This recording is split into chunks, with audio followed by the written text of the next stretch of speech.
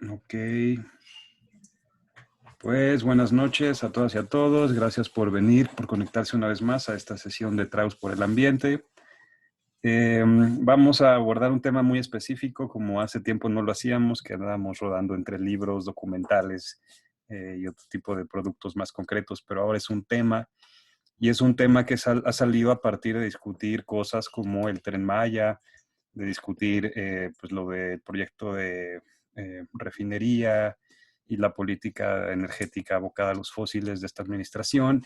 Y en la sesión anterior, cuando discutíamos el tema del capitaloceno, pasamos, como siempre, a discutir la responsabilidad de las emisiones históricas de gases de efecto invernadero para adjudicar lógicas políticas de responsabilidad. Y esto nos llevó a la pregunta de qué tanto México puede un poquito refugiarse en el argumento de que históricamente no es un gran emisor como sí lo son países como Estados Unidos o incluso la China. Y pues con un despropósito estrictamente en cuanto a lo que conocemos de emisiones, que o sea, el despropósito es construir una refinería y seguir apostándole a los fósiles, ¿no? Que por cierto, creo que ahora mismo en Argentina también se está echando a andar una planta de carbón, o sea, es algo común. Hasta hace 5 años se decía que China construía una planta de carbón al día y bueno, en parte de la retórica de transición se dice que ahora China cierra una planta de carbón al día, ¿no? Y al revés, abre plantas solares o eólicas.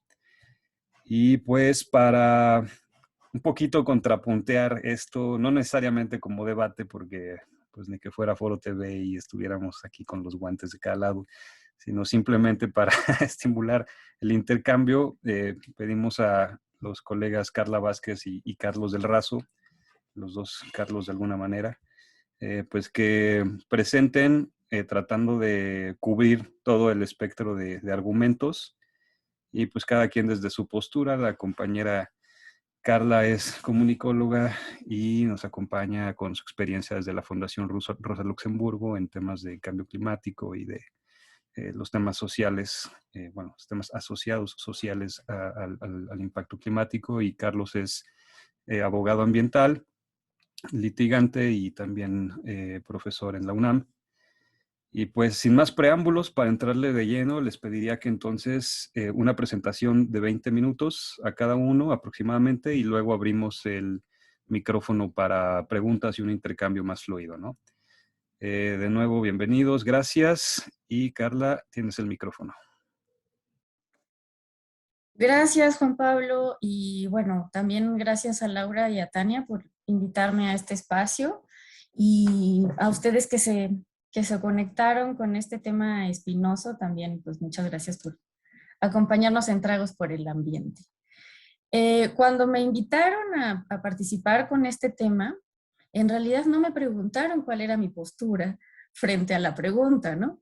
Entonces, no sé si vamos a contrapuntear, no sé si nos vamos a complementar, eh, pero pensando en esos riesgos de quizás incluso duplicar algunos elementos, yo decidí hacer un insumo de un tema que además me fascina, que es la historia de la energía y las implicaciones geopolíticas del sistema energético, que desde mi punto de vista creo que tener esta base, estos elementos como base, nos pueden dar pistas para profundizar en el debate, ¿no? O sea, ya después creo que caso por caso, eh, aspectos políticos, aspectos económicos, ambientales, eso se pueden ir desmenuzando, pero creo que sí hay que dejar este piso mínimo, esta estructura de la historia energética y cómo ha moldeado también el planeta para después ir mirando con lupa un tema que pues es realmente controvertido por y más como lo plantearon en la invitación, en el tema de esta sesión, más para los países en desarrollo, ¿no? Que yo prefiero usar la distinción entre países del norte global y países del sur global. Bueno, entonces con esta pequeña intro voy a dar algunos elementos, sobre todo con lo que respecta al colonialismo energético estadounidense, que es pues el que, de hecho, el que más nos interpela, ¿no? Bueno, lo que le quería contar aquí en esta sesión es que hay algunos elementos culturales, ideológicos de la política estadounidense que han moldeado de alguna manera su posición política y económica en el mundo, ¿no? El liberalismo económico como base no solo económica, sino ideológica, le ha dado elementos a Estados Unidos para sentirse en un lugar privilegiado y de alguna manera hasta predestinado con la bendición de Dios a la abundancia, ¿no? Aquí el chiste local de merezco abundancia. Bueno, pues algo así le ha dado estos elementos del liberalismo económico de Estados Unidos y se ha reflejado en su política global e interna, ¿no? Esta idea de la jerarquización de las naciones, de la jerarquización de las razas y la jerarquización del género, pues han sido clave para el desenvolvimiento de las políticas estadounidenses en los últimos siglos, ¿no? Y también quería ubicar un momento clave para nuestro país, que es el momento de la independencia en México, que es justamente el momento en el que se abre como tierra fértil para el expansionismo estadounidense, donde se empiezan a ver los tentáculos del libre mercado también, donde se empiezan a mercantilizar las necesidades más elementales de la población y al mismo tiempo desconociendo los rasgos culturales o digamos las formas de vida de la población mexicana, ¿no? Esto también tiene implicaciones, obviamente, con el tema económico, con el comercio agrario y hace la entrada para una financiarización más aterrizada en México, ¿no? Bueno, esto siempre, regresando al tema de Estados Unidos, la relación de dependencia y de colonialismo energético de Estados Unidos se ha reflejado particularmente en el continente latinoamericano, pero pues también sabemos que hay otros territorios como Medio Oriente donde han llegado las políticas expansionistas de Estados Unidos, ¿no? Y bueno, aquí ya empiezo un poco más con la historia de las empresas petroleras. Las primeras empresas a nivel global en consolidar un modelo de monopolio mundial fueron precisamente las empresas de energía fósil, ¿no? Particularmente, no sé si habrán escuchado del Standard Oil Company, un trust que se forma en 1870 con el respaldo y el apoyo de los bancos Rockefeller y JP Morgan, y comienza a instaurar tal cual un monopolio global de petróleo, ¿no? Esta corporación, como parte de la política estadounidense, pasan a convertirse o de alguna manera hacer simbiosis con el gobierno de Estados Unidos y hay una relación de interdependencia que les permite llevar el monopolio a otras latitudes y estructurar un sistema de financiarización global, ¿no? En la literatura marxista esto se le llama la fase imperialista, pero de alguna manera, y creo que es la que mejor dibuja estas relaciones globales y los impactos territoriales, pero lo vamos a dejar para este espacio como el proceso de financiarización global a través de las empresas de hidrocarburos, ¿no? Después, a inicios del siglo XX, el presidente Taft reenmarca su política exterior a través de mecanismos de expansión y utiliza justamente a estas herramientas financieras para lograrlo, ¿no? El resultado de esto resulta en un manejo trilateral que constaba de un modelo, digamos, de tres pilares. El pilar militar, el poder corporativo y el estatal, ¿no? Estos tres elementos le dan forma a la política exterior estadounidense. Las inversiones de este sistema financiero sirvieron también para asegurar las inversiones en el exterior, obligando a poner en ese mismo nivel a las corporaciones y al poder del Estado. Como les decía, hacen una especie de simbiosis que finalmente les asegura tener tanto la parte mercantil aterrizada en ciertos territorios como el respaldo del Estado y del gobierno para las inversiones, para la seguridad de los inversiones, ¿no?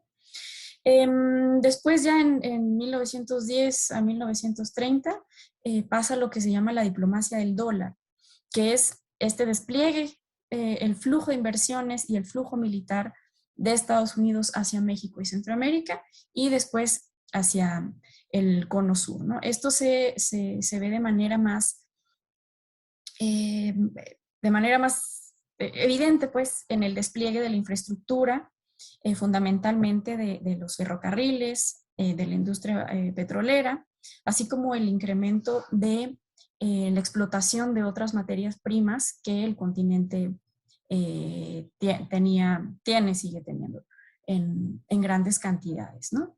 En ese contexto también se impulsa el New Deal, o este consenso para reajustar tanto la parte corporativa como política, y que abre también la puerta a la intensificación del extractivismo, que de alguna manera se ve más acentuado durante la Segunda Guerra Mundial por el repliegue financiero que resulta de la crisis de la guerra, y también que de alguna manera esta extracción de materiales era el sustento de las operaciones en la guerra y permite de alguna manera también el ascenso de las empresas petroleras a la toma de decisiones en materia de política exterior, ¿no? Aquí ya se ve todavía más una presencia de las empresas de hidrocarburos en el gobierno y en la toma de decisiones, ¿no?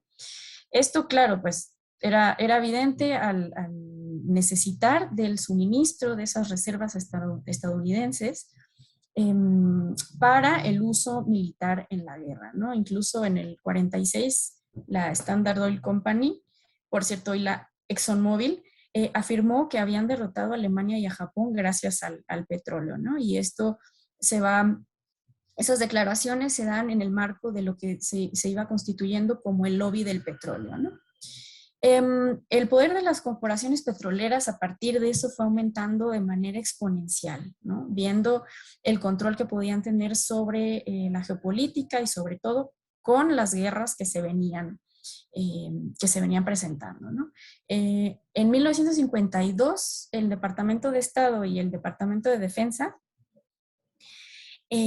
concluían que 7 de las empresas más poderosas del mundo, que eran las 7 empresas de hidrocarburos, controlaban por una parte las zonas productoras en Estados Unidos y fuera de Estados Unidos. Controlaban absolutamente el tema de la refinación. También controlaban los patentes y el know-how de la tecnología para la extracción, para el procesamiento, para la refinación y para todos los productos del petróleo. Y tenían la capacidad también de controlar los mercados internacionales a través de la división del trabajo. De alguna manera también mantenían los precios no competitivos para el petróleo, tanto para el petróleo y sus derivados, esto con la intención de mantener el monopolio y el control, y además también controlaban los oleoductos y el transporte del petróleo, es decir, todo, controlaban absolutamente todo lo que tenía que ver con el tema energético.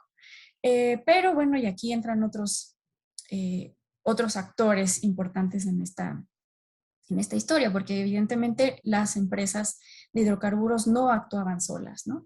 Tenían el respaldo del Banco Mundial. Por ejemplo, cuando el Banco Mundial veta a Perú y a Bolivia y los veta con impuestos, en el marco de la deuda por haber impulsado las expropiaciones en los años 60, ¿no? Castigos parecidos le tocaron a Irán y a Nigeria por otros elementos, pero lo importante de esto era que el Banco Mundial tenía la capacidad de poner sobre alerta a las naciones que decidían de alguna manera salirse del control o del suministro de los hidrocarburos para la economía estadounidense, ¿no?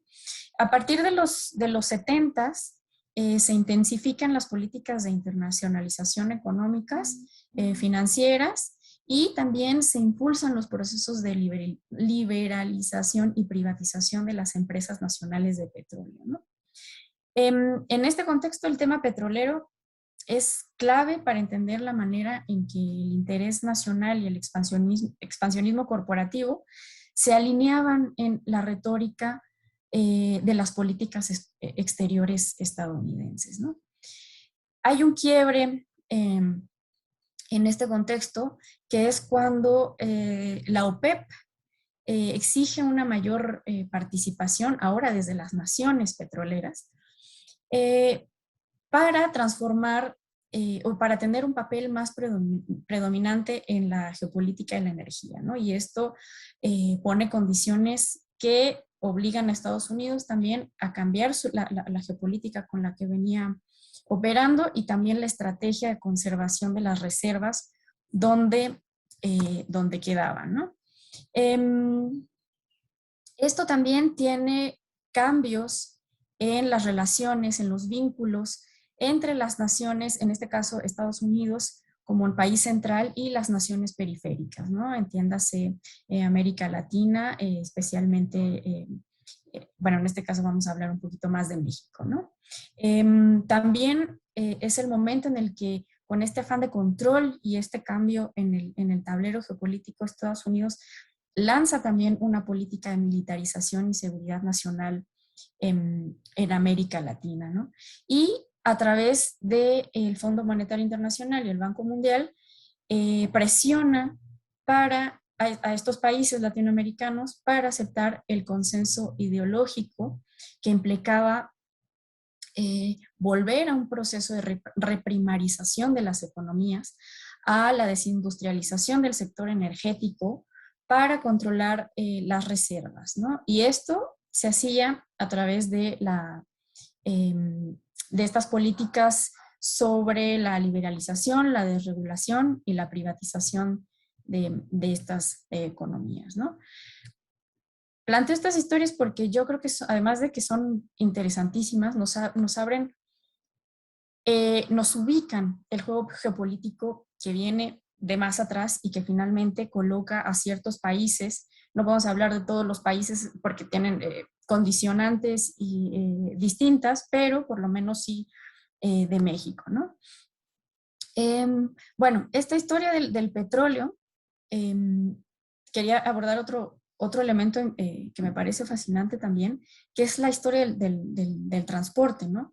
Y cómo a partir de potenciar la industria del transporte movilizado por los hidrocarburos, es en este terreno donde más se puede ver cómo el modelo energético estructuró no solo las relaciones geopolíticas, sino también nuestros modelos de vida, ¿no? Los cambios que presentamos con la aparición del automóvil, con los camiones, con la maquinaria militar, son estructuras de consumo energético y territorial que modelaron también el espacio geográfico, ¿no? En particular de las ciudades y su relación con las zonas circundantes, que finalmente eran las que proveían de todos los servicios y los alimentos a los centros de consumo en las ciudades, ¿no? Esto sin la historia de el transporte movilizado por los recursos, por los hidrocarburos, tampoco se entendería, ¿no?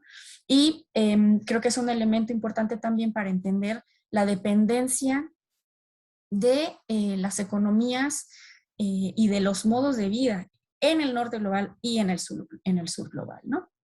Bueno, por otra parte, empezamos a ver también a partir de los años 50 cómo se iba materializando esta American Way of Life, que desembocó también en la movilidad individual, ¿no? A través de los automóviles, y le abrieron un espacio ahora al poderoso cabildo petrolero automotriz, ¿no? Este ya se muta o se reconfigura este consorcio también con un poder importante dentro de la historia de la energía, ¿no?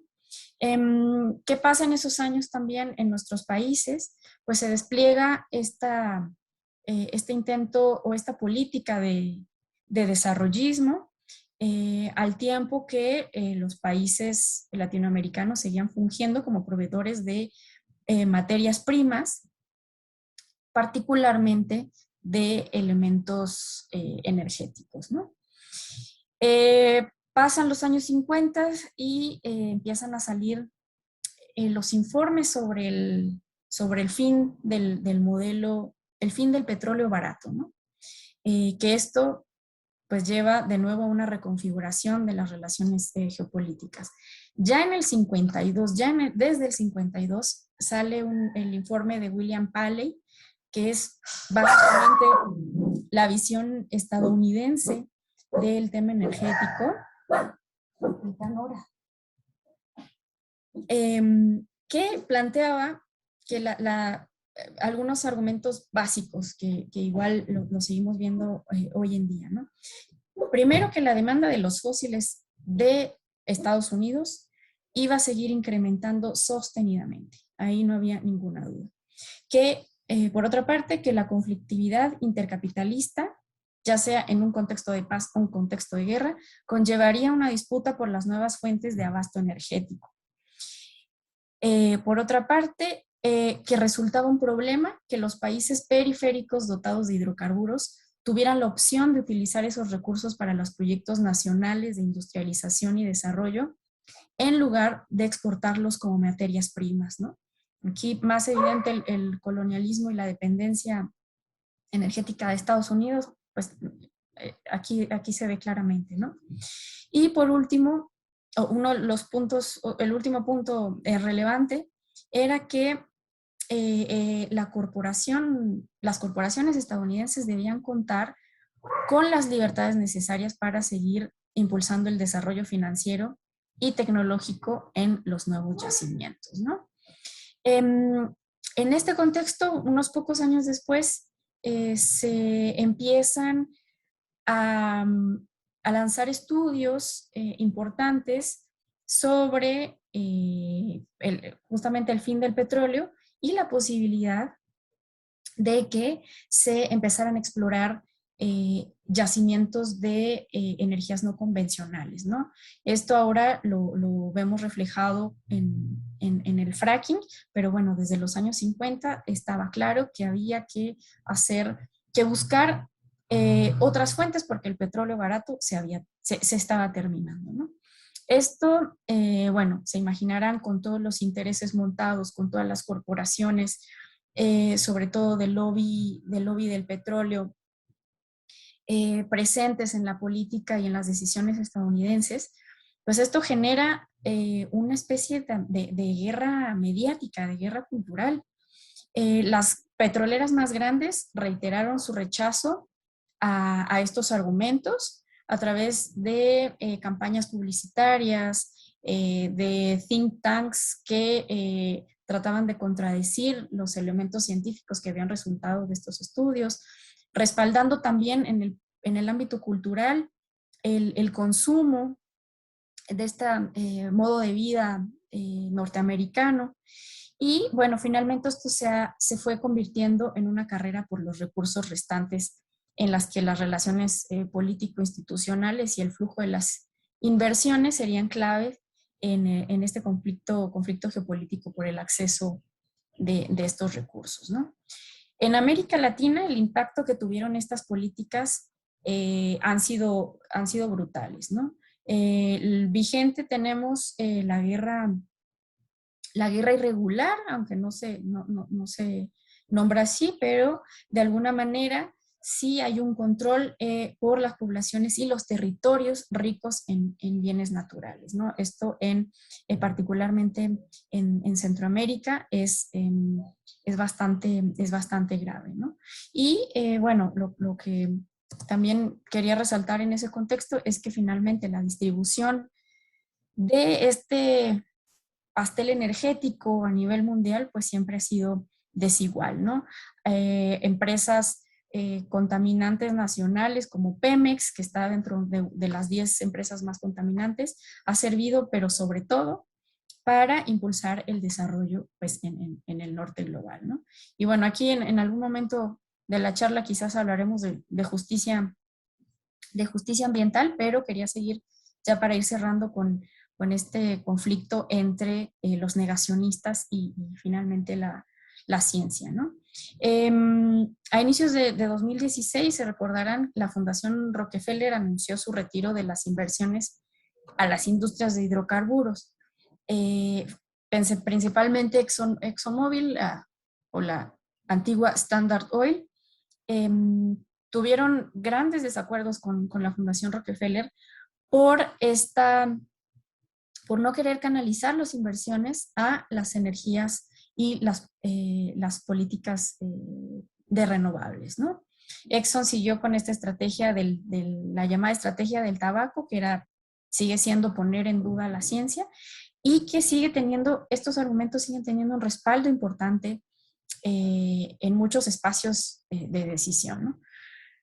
Pero bueno, la Fundación Rockefeller anuncia su retiro de las inversiones en hidrocarburos, pero yo creo que esto hay que dejarlo bien claro, esto no tiene ningún trasfondo ambientalista, ¿no? Esto es motivado por intereses meramente económicos en el marco de una batalla política y cultural y en el control de las políticas energéticas globales, ¿no?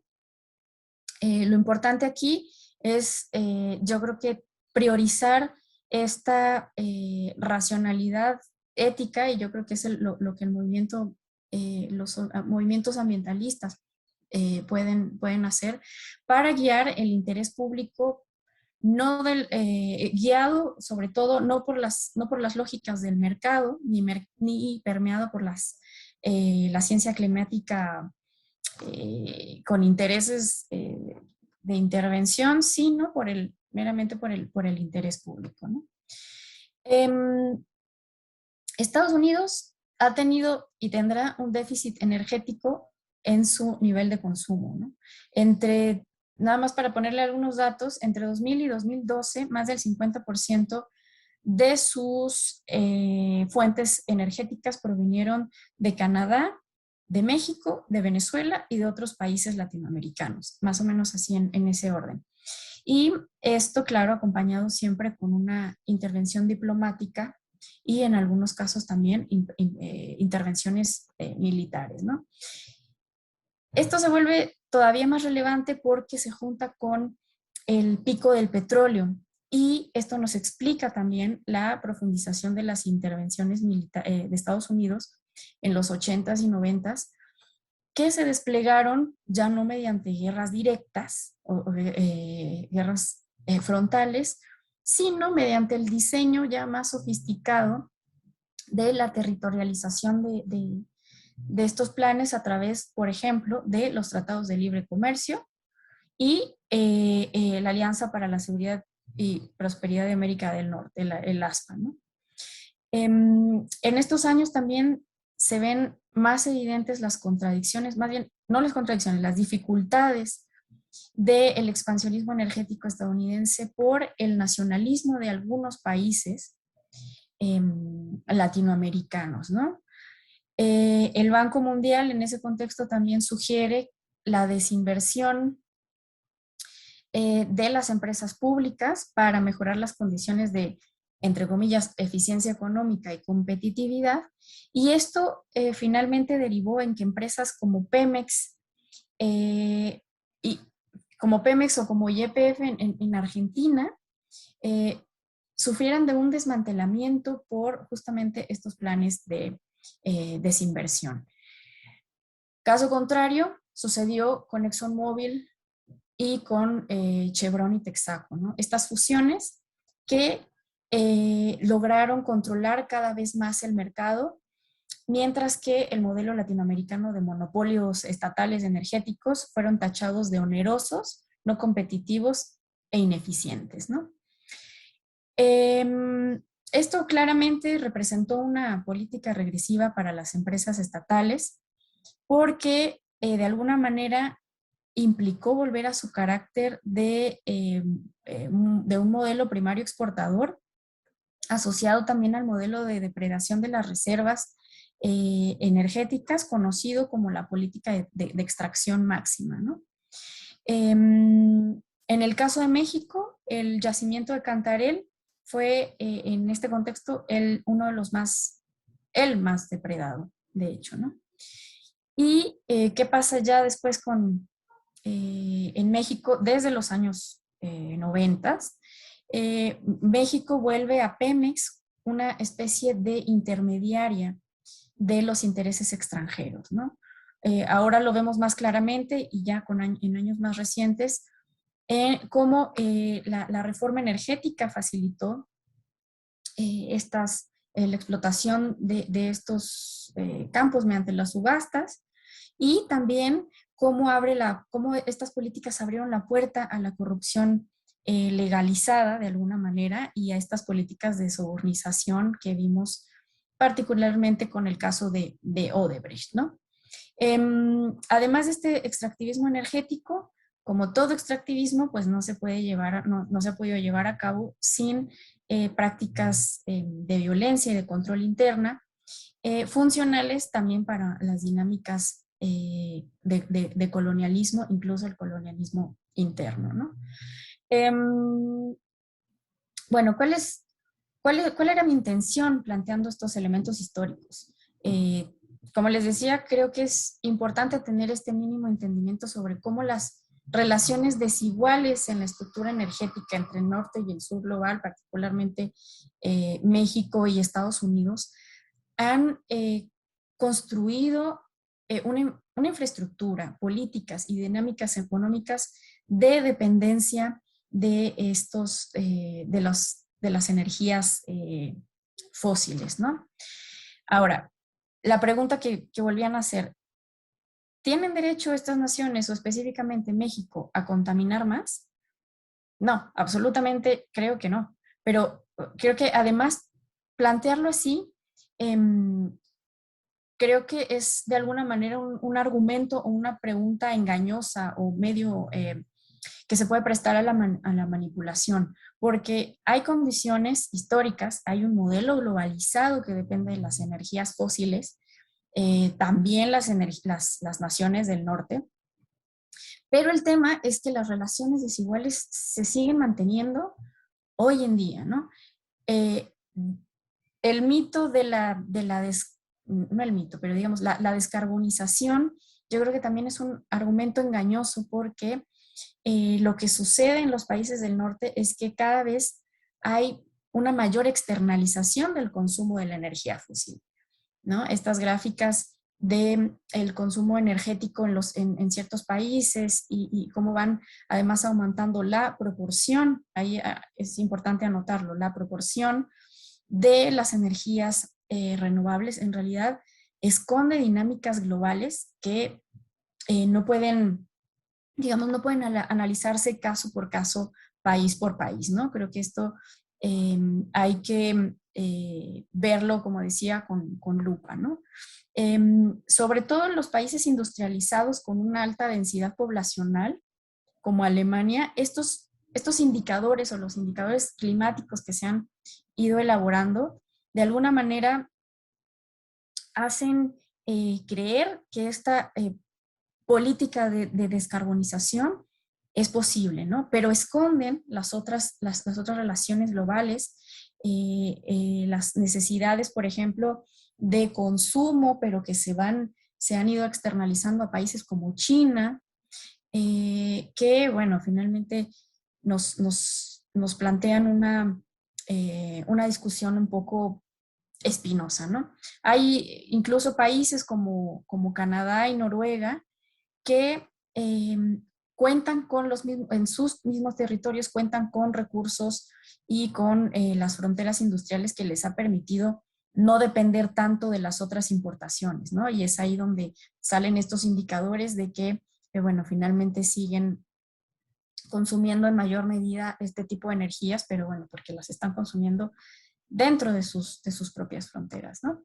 Y volviendo a la pregunta del millón, y ahora sí, para ir cerrando, yo creo que tener estos elementos geopolíticos, históricos, desde mi perspectiva, son elementos para, de alguna manera, respetar la autonomía de los países, ¿no? Lo digo como primer punto también por la historia de las intervenciones militares y las guerras alrededor de los energéticos que han sido brutales, ¿no?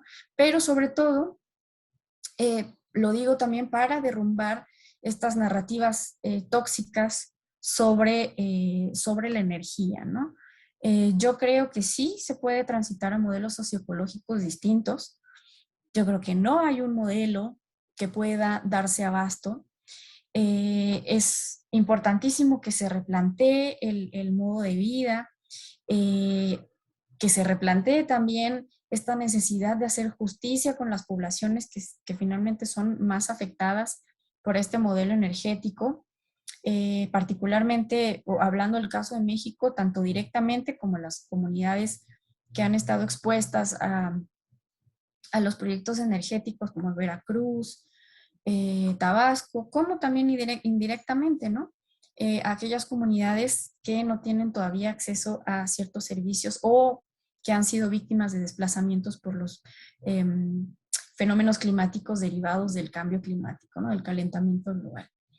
Ahora, las condiciones reales, ¿cuáles son? No hay, yo creo que aquí es algo importante que tengamos presente, es que no hay que confundir la viabilidad técnica con las posibilidades económicas de tener dejar la dependencia, dejar atrás la dependencia con las energías fósiles, ¿no? Tampoco hay que fijar las políticas en los límites naturales. Yo creo que eso, partir de eso, tiene otras contradicciones que deberían de estar presentes y que tenemos que partir también de los límites sociales, ¿no? Los límites sociales y finalmente la justicia pendiente que hay con ciertas poblaciones, sobre todo las del norte, perdón, las del sur global, ¿no? Y bueno, finalmente hay que revisar la narrativa y las implicaciones de la transición, de aquella transición que se plantea con los elementos o desde los elementos de la vida del norte global, ¿no? Desde mi perspectiva, creo que hay muchas posiciones acríticas, sobre todo con los impactos territoriales, que hay que tener mucho más presente, ¿no?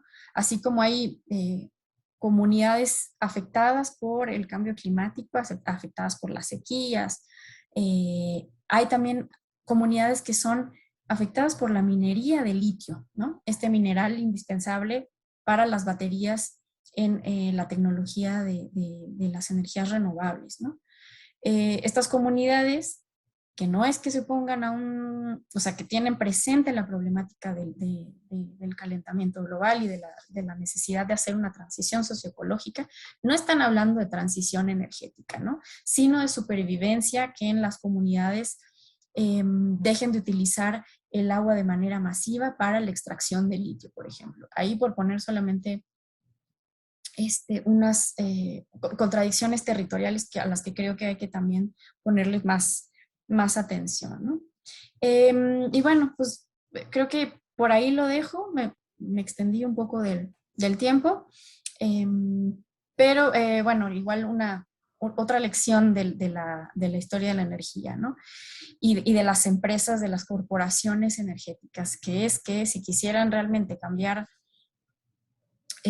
la simbiosis y la ecología planetaria, no estarían pensando en una transición energética, ¿no? Sino se estaría pensando en una transformación global que implica el desmantelamiento de los mercados como hoy los conocemos, del transporte y, bueno, finalmente sí, del capitalismo, ¿no? Que difícilmente va a seguir avanzando como lo conocemos hoy sin el petróleo barato. Bueno, disculpen la extensión, espero no haberlos aburrido.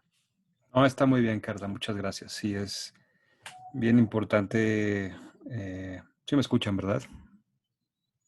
Ok, sí, importantísimo tener en cuenta de dónde venimos y creo que sí, sobre todo con el tema energético, como siento yo que a veces se inscribe dentro de una modernidad muy de corto plazo y muy miope en términos de revisión de lo que se han dado, pues sí se tienden a obviar muchas cosas que de hecho ya pasaron y que estamos repitiendo y que es lamentable. Pero bueno, sin hacer el preámbulo a la intervención de Carlos, te dejo el micrófono, Carlos. Gracias, Juan Pablo. Y digo, yo voy a compensar porque creo que seré mucho más breve. O sea, creo que la revisión de Carla estuvo muy completa y más bien, como decía ya al principio, creo que no va a ser tanto como contrastar dos posturas distintas porque más bien lo que voy a platicar ahorita es una dimensión completamente diferente. O sea, yo desde el punto de vista jurídico, ¿no? Dada mi formación, claramente.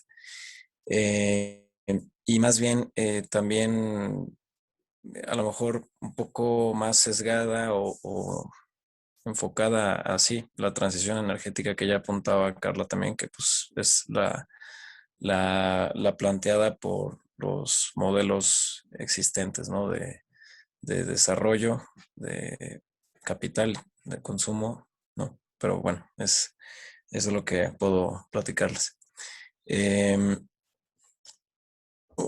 Digamos, yo sí como que solo pensé o anoté ideas justo alrededor de este tema del principio de responsabilidades comunes pero diferenciadas, ¿no? Y solo haciendo como un breve antecedente, eh, digamos, ese principio pues fue una muy buena idea que se empezó a esculpir desde la Convención de Viena y el Protocolo de Montreal para evitar el agotamiento de la capa de ozono, ¿no? O sea, dada la investigación de Mario Molina y otros investigadores que dieron como lugar esos instrumentos, pues en aquel momento fue una gran idea, ¿no? O sea, en el sentido de que pues identificamos unos gases que estaban justamente degradando la capa de ozono de manera muy puntual, procesos industriales también de manera muy puntual que estaban generando este fenómeno. Y pues en aquel momento, la verdad es que el protocolo de Montreal tuvo mucho éxito porque lo que establecía eran justo unas cuotas, ¿no?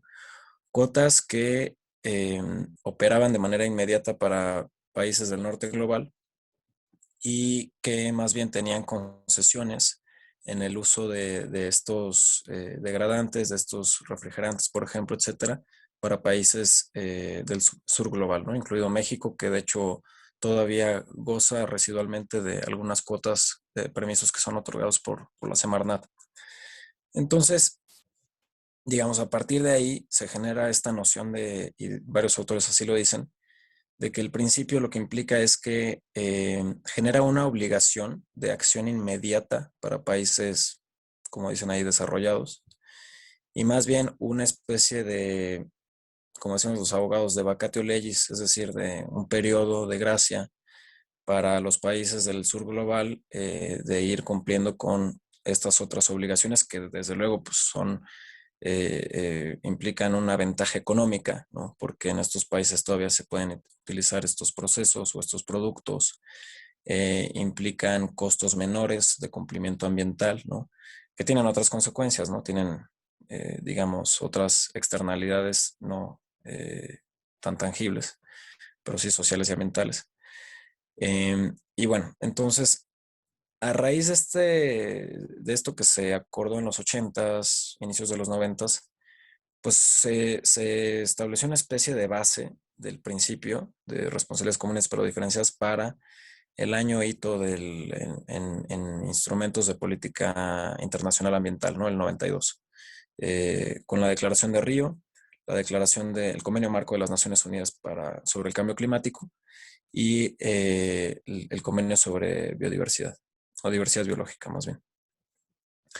Entonces, ahí sí ya se estableció como esta noción de que en el caso de Río fue el principio 7, donde concretamente se redactó este principio de responsabilidades comunes pero diferenciadas, y se hablaba de que cada una de las partes, es decir, de los países, iba a tener una contribución diferenciada dependiendo de la forma en la que sus sociedades ejercían una presión en el ambiente, así como de las tecnologías y recursos disponibles en cada uno de estos países. ¿Ok? Entonces, de algún modo, justo se reconocían dos cosas. Uno, que pues no todos estamos o hemos degradado el ambiente en la misma medida, por un lado. Y por otro lado es que aunque quisiéramos todos jalar parejo, pues no podemos, no tenemos acceso a los mismos recursos, a las mismas tecnologías, etcétera, ¿no? Entonces, eso fue a su vez lo que fue esculpiendo el dictado de los instrumentos más importantes, por ejemplo, en materia de cambio climático, que ahora es donde nos centramos más en la plática. Y algo paradigmático, pues fue el protocolo de Kioto, después de la convención, unos años después, donde ya se establecían estos dos anexos, el 1 y el 2. En el 1, obligaciones concretas de reducción de emisiones por porcentajes, por países, persiguiendo un objetivo global que era reducir me parece 5% debajo del año base, que era 90. Y obligaciones más flexibles, por decirlo así, para los países en vías de desarrollo, que era simplemente monitorear la emisión de los gases de efecto invernadero, que fue el caso de México, y pues tener acceso a algunos otros beneficios como el mecanismo de desarrollo limpio, ¿no? Para que recibieran financiamiento de los países que sí tenían obligaciones concretas y aquí pudieran darle sus bonos de carbono por esos proyectos. Hay muchísimos ejemplos, igual si quieren en el intercambio platicamos de algunos de ellos. Pero digamos, lo que yo diría es que a partir de ahí ya el principio empieza a verse un poco abusado y desquebrajado, y es donde se empiezan a ver los matices de cómo debe ser una adecuada aplicación del mismo. Así como se planteó, y por ponerlo en términos más simplistas para efectos de la conversación, pues fue como blanco y negro, ¿no? O sea, o todo o nada, ¿no? Tienes los países que tienen obligaciones concretas y tienes aquellos que, pues, si así lo desean, no reducen una tonelada de emisiones de gases de efecto invernadero, ¿no? Desde luego, pues esto inevitablemente iba a traer molestias y abusos y presiones de los países que, especialmente los BRIC, ¿no? O así bautizados, que pues justo no tenían ninguna obligación de reducir sus emisiones de manera puntual, pero sí ya estábamos teniendo un crecimiento muy importante de su industria, por ejemplo, y estamos principalmente hablando de China, ¿no? Pero bueno, seguido de eso, India, Brasil, Turquía, etcétera. Y México también ahí, ¿no?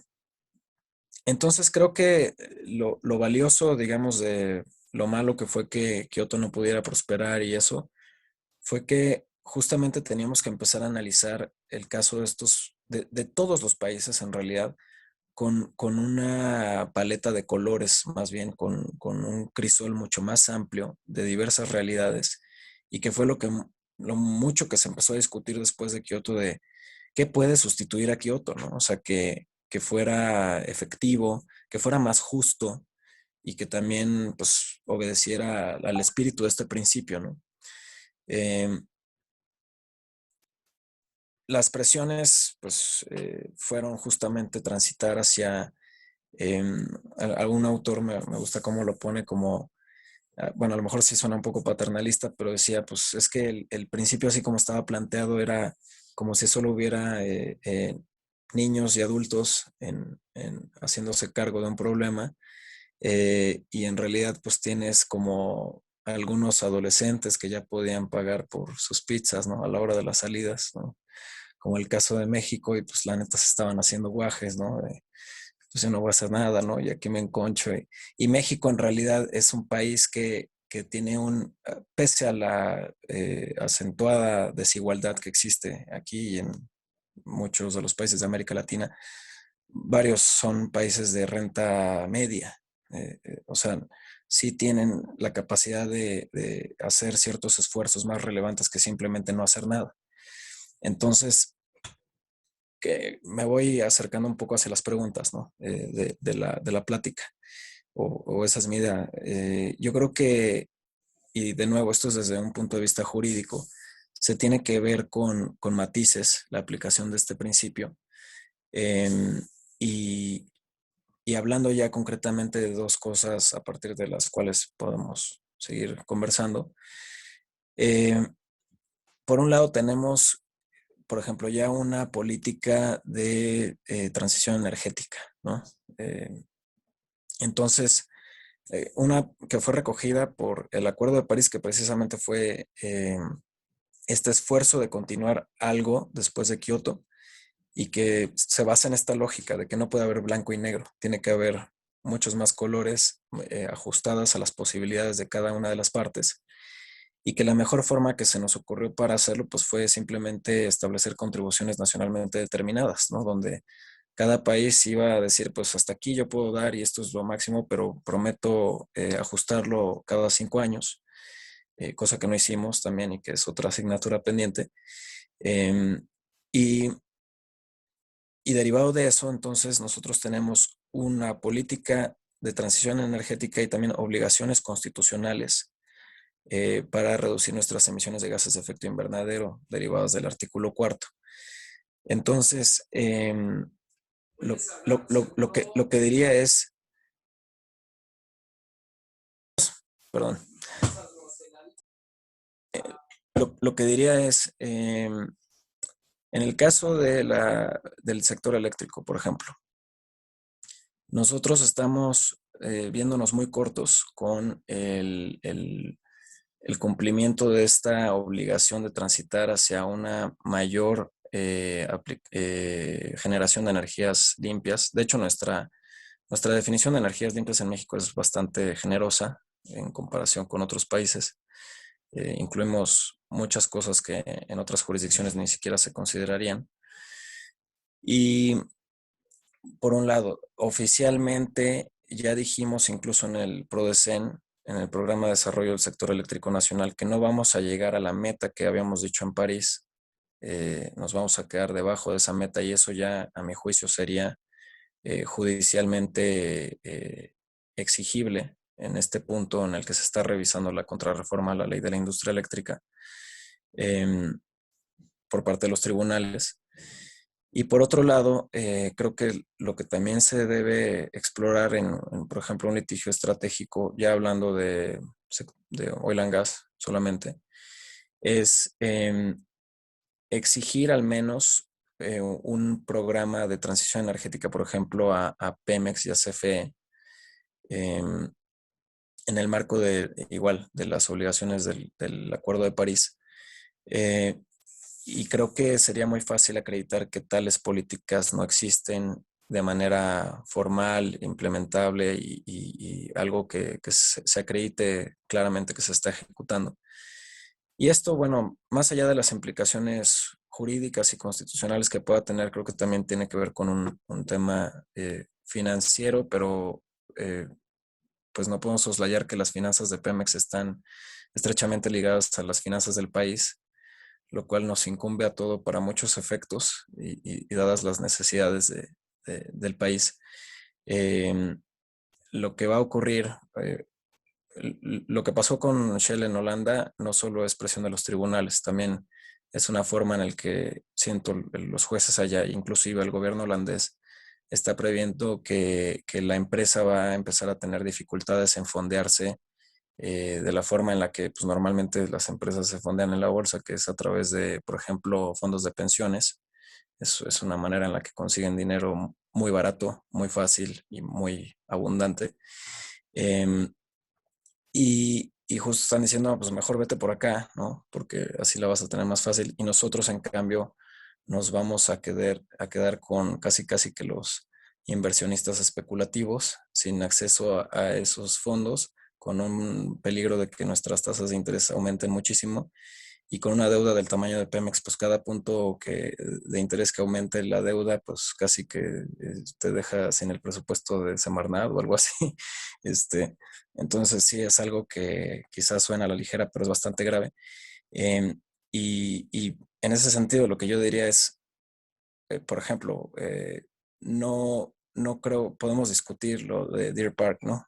Y no creo digamos, no creo que haya sido una buena idea, pero no es tan mala idea como decir vamos a construir una nueva refinería. Bueno, no, previo a construir una nueva refinería vamos a desmontar un manglar bastante eficiente, bastante productivo, en una zona de alta vulnerabilidad climática, eh, para construir ahí una nueva refinería desde cero, que tiene un alto CAPEX, un alto OPEX, y bueno, pues vamos a aumentarle ahí la carga financiera a Pemex, la carga de emisión de residuos y la carga de emisión de gases de efecto invernadero para cumplir con una supuesta política de seguridad energética, que más bien es soberanía energética y son dos conceptos distintos, ¿no? Que si quieren también podemos separar, pero eh, pues esos serían como mis comentarios sobre la pregunta. Gracias, Eh, Carlos. De volada, ¿qué es CAPEX y qué es OPEX? CAPEX es Capital Expenditure y OPEX es Operational Expenditure. Son términos financieros que se utilizan para cuando se está diseñando y se quiere ejecutar un proyecto. Y el primero, el CAPEX, es como para arrancarlo, es decir, cuánto cuesta poner todo lo que quieres poner e iniciar. Y el otro es cuánto cuesta mantenerlo de manera mínima, suficiente para que pues te dé el rendimiento que tú ibas a esperar, ¿no? En ese sentido, por ejemplo, las refinerías son altas en ambos, en CAPEX y en OPEX, y tienen márgenes de utilidad bien bajitos, ¿no? O sea, bien bajitos en el sector del oil and gas. Eh, por ejemplo, extraer petróleo upstream es algo fuera de norma en los negocios en general porque es muy redituable hasta este punto, ¿no? O sea, tiene igual, hay un concepto que se llama valor presente neto, que es, si lo pensamos a nivel, digamos, de ciudadanos de a pie, cuando uno dice, pues voy a invertir mi lana en comprar un inmueble o en comprar CETES o en meterlo a algún lado, a algún eso. Pues los CETES me dan, creo que 5 ahorita está o 6%. Comprar un inmueble depende de dónde, pero a lo mejor un poquito más y a un negocio pues un poquito más, ¿no? Extraer petróleo te da 40% de utilidad en valor presente neto. Y operar una planta de refinación promedio te da como 9, 10%. O sea, le quitas 2 puntos y casi te conviene más meter tu lana a CETES que tener una refinería, ¿no? Pero bueno, obviamente hay más cosas en la ecuación. Y además de eso, tienes estos dos conceptos OPEX y CAPEX muy altos. O sea, tienes un alto riesgo de que no sea redituable. Y bueno, y las externalidades que no están consideradas ahí, sociales y ambientales. Entonces tienes todavía un costo aún más alto, ¿no? Gracias, Carlos. Gracias a ambos por sus contribuciones. Rapidísimo, nada más como moderador, destaco que de Carla creo que es fundamental la parte de entender la energía en su parte geopolítica, porque creo que también esa es la lógica en que se maneja el gobierno federal en México y que, bueno, como suele pasar con la realidad, no es que uno diga la verdad y el otro no, o que uno tenga la razón o el otro no, es que hay muchas verdades y confluyen, interactúan y complejizan todo. Entonces, también los críticos, desde mi punto de vista, creo que a menudo subestiman el rol de la geopolítica y, bueno, del sistema económico global en el que estamos, a veces al hablar del tema energético. De Carlos, pues destaco como la arquitectura que se ha hecho justamente globalmente para hablar de abordar estos temas, porque pues bueno, la experiencia directa que yo tengo es analizando el Acuerdo de París y en comparación con su antecedente directo, que es el Protocolo de Kioto. Y el Protocolo de Kioto básicamente fue muy chiquito y muy difícil de cumplir porque aunque tenía reglas súper claras donde había un anexo de países que debían pagar y otro anexo de países que quedaban exentos, de todas maneras fue una bronca para que los que pagaran, pagaran. Estados Unidos se salió, a fin de cuentas ahí la geopolítica puso en su lugar un acuerdito, ¿no? Así como cuando pues, pones a un titán a jugar con un niño.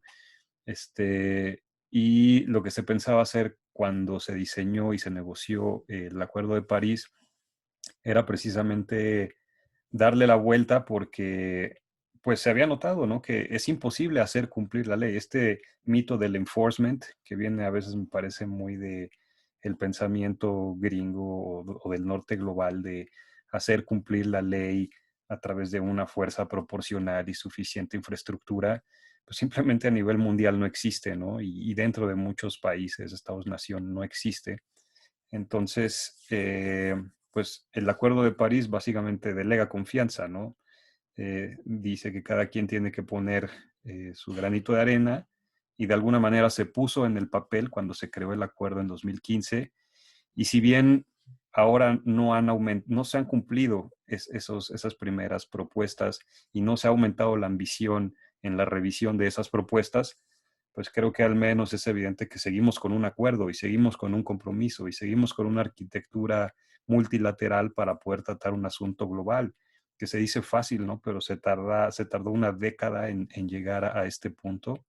Entonces creo que refleja esto, como hasta cierto punto ni países ni individuos se les puede obligar. El liberalismo económico también creo que peca demasiado de confianzudo y le apuesta que la gente va a tener conciencia ambiental de la noche a la mañana, etcétera.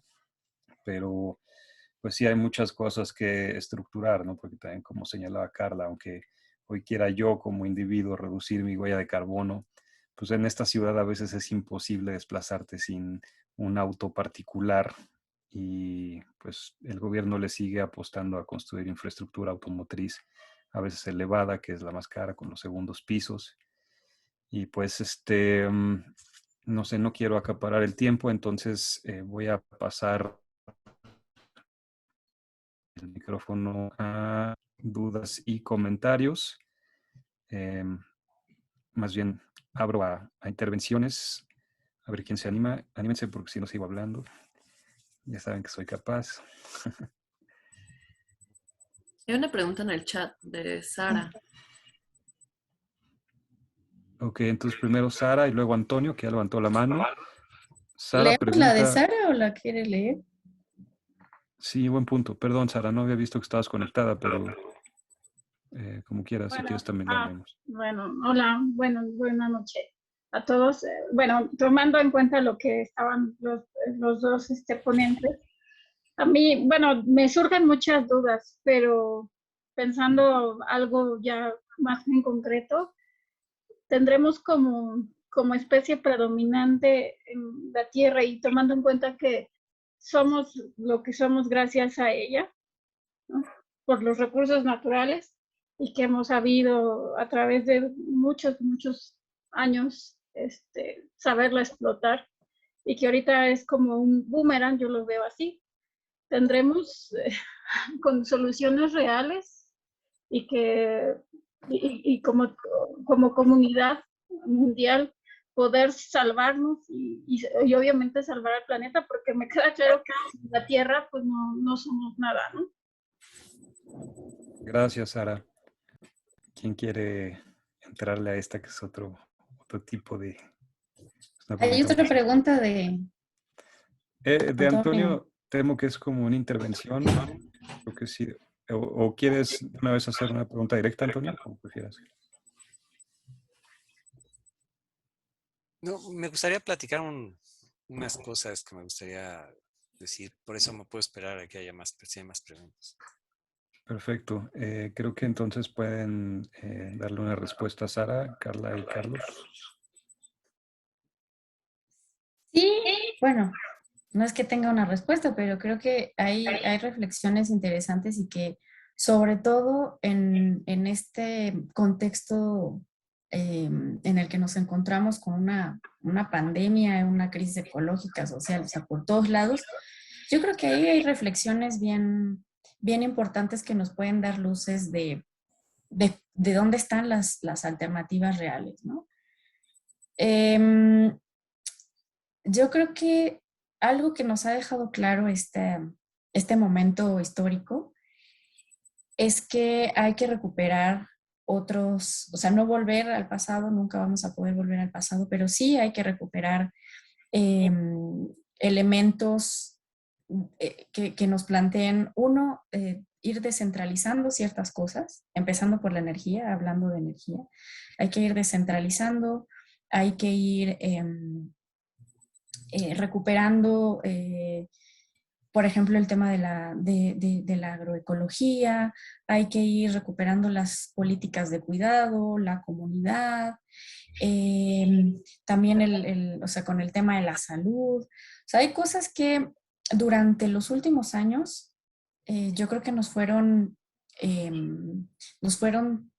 poniendo en condiciones de mucha vulnerabilidad, que es lo que hace hoy que estemos encerrados y nosotros que tenemos esa ventaja, ¿no? De poder encerrarnos en medio de la pandemia.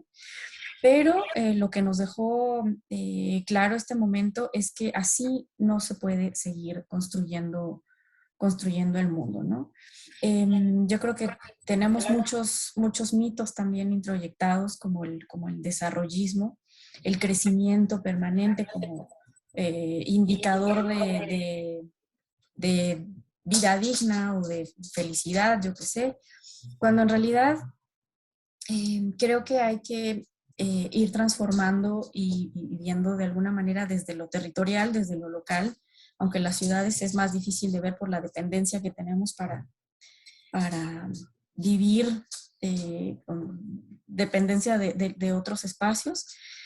Pero yo creo que hay muchas lecciones que podemos tener precisamente en el marco de la pandemia, ¿no? Ahora, en cuanto a no sé si también te referías como al tema energético, hay algo que también un tema que me parece muy interesante por la potencialidad de transformación, que son justamente las alternativas locales, ¿no? La descentralización y la desfosilización vista en ciertos territorios, ¿no?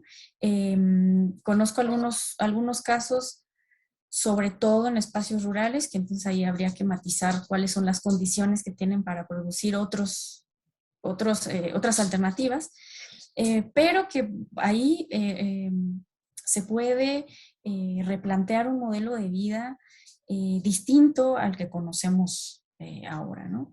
Lo importante yo creo que es sí dejar este tema de la individualización, este tema de fragmentar nuestra comunidad, de nuestro territorio, incluso en las ciudades. Y ahí es donde están las alternativas, ¿no?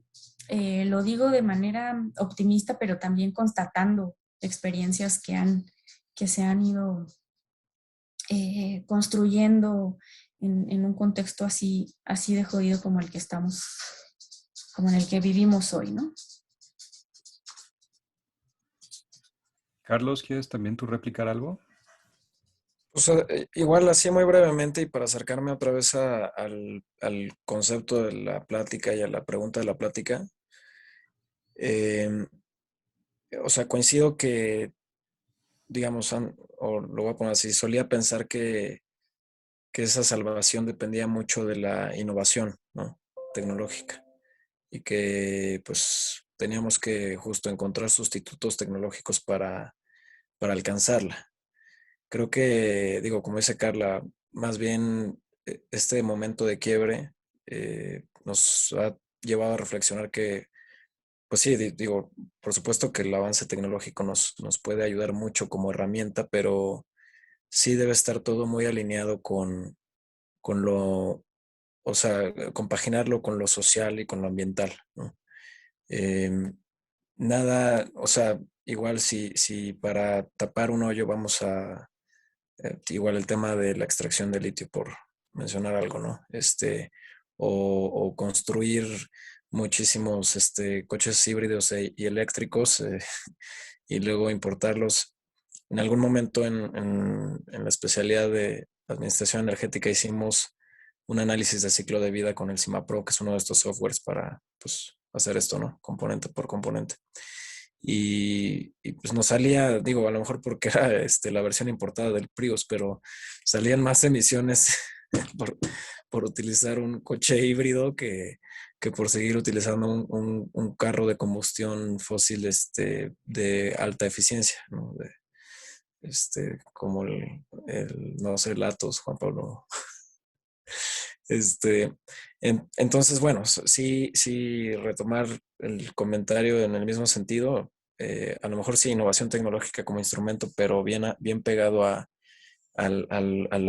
lo social y a lo ambiental y sobre todo decir, bueno, pues sí, y de nuevo, nada más para cerrar este comentario con la pregunta base, ¿no? O con el principio base de la plática de hoy.